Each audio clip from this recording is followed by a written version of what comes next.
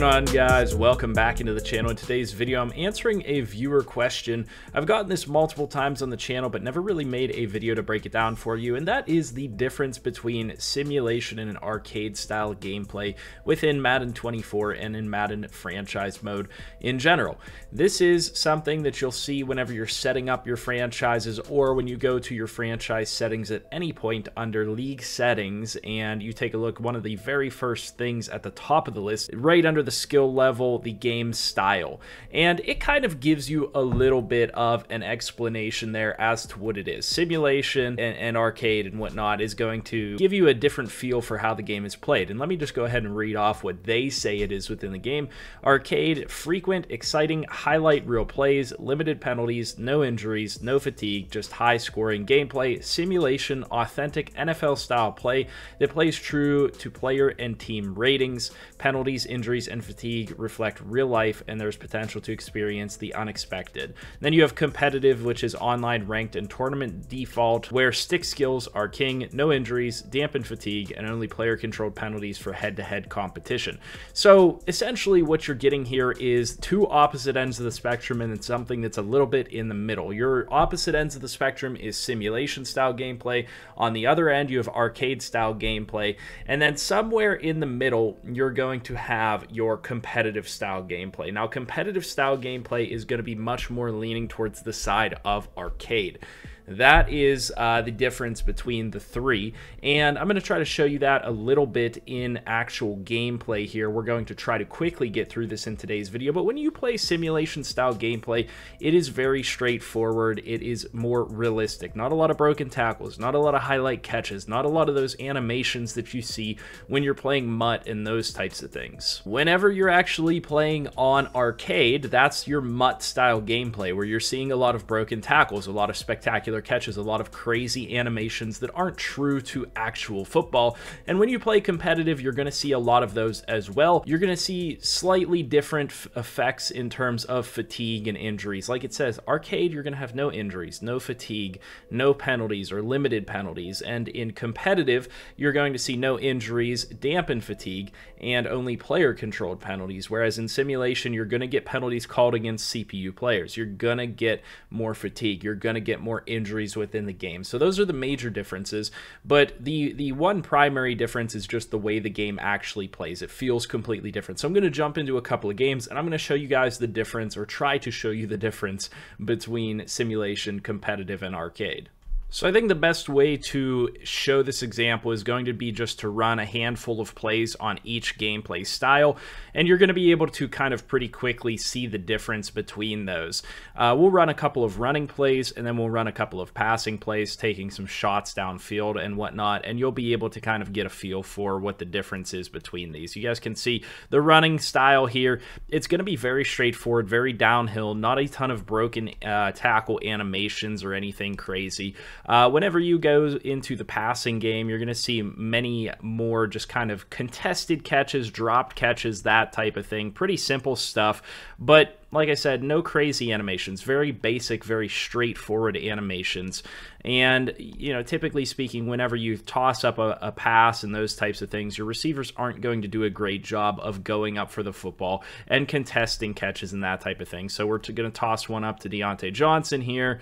No animation triggered. They just don't work very well. You really have a hard time getting your players to go up for the ball and those types of things. So, you know, simulation gameplay is going to be the most difficult thing to play on. You're not going to get those crazy animations. So we're back now on arcade gameplay, and you can already start to see a little bit of the wonkiness just in that first tackle as an example, but you're going to start to see some more interesting animations, you know, broken tackles and whatnot that you wouldn't typically see otherwise. So you can see that's the definition of arcade gameplay right there. Boom, boom, boom, broken tackle, broken tackle, broken tackle, broken tackle.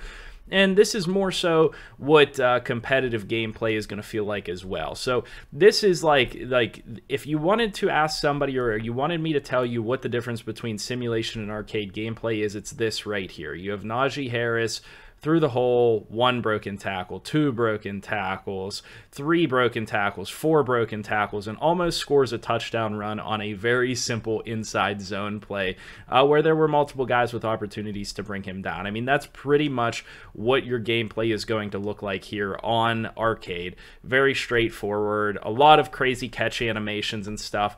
I'm going to go ahead and try to sim back to offense and throw the ball up to try to trigger some deep ball animations as well. All right, so let's go ahead and try to throw up a deep ball. Maybe we'll go to, I mean, we don't even have our top receivers on the field right now, but here we go.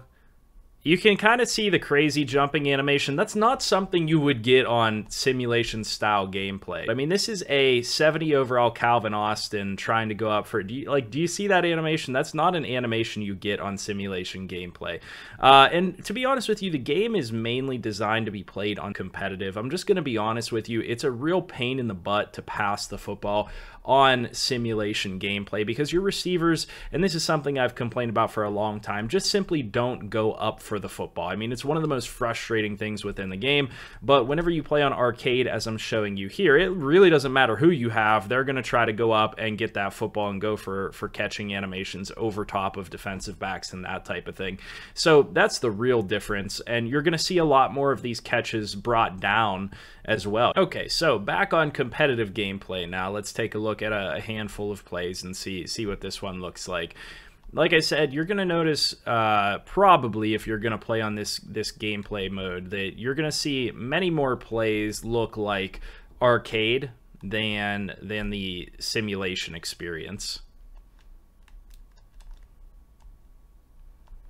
It's going to be, like I said, kind of in between the 2 game modes that we talked about. Arcade is going to be mostly what you see gameplay look like on Ultimate Team. Competitive is what you're going to see if you're playing online head-to-head a lot.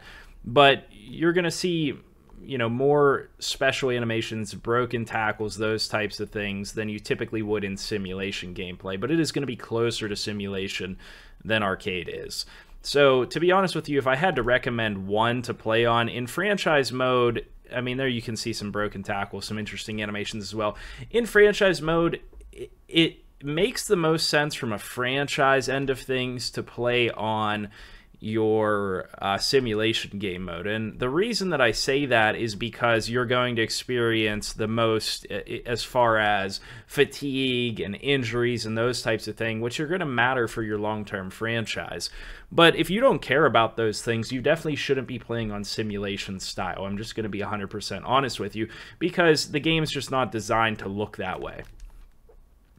Yeah, and you could see not as many broken tackles, kind of a higher skill level difficulty than Arcade, but still, you can really kind of see it's kind of an in-between of the two.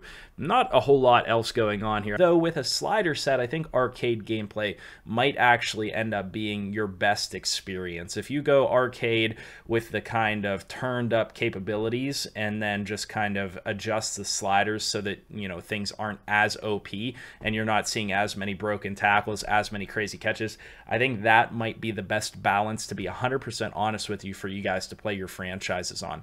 The only drawback of it is that you're not going to see fatigue. You're not going to see the injuries and stuff that you would want to see in a real franchise mode. So that's, I mean, really just the takeaway from it, the positives and negatives of it. I hope that this information was useful to you in some way. If it was, leave a like, comment, and subscribe. As always, I'll see you guys in the next video, and I hope you have a good one.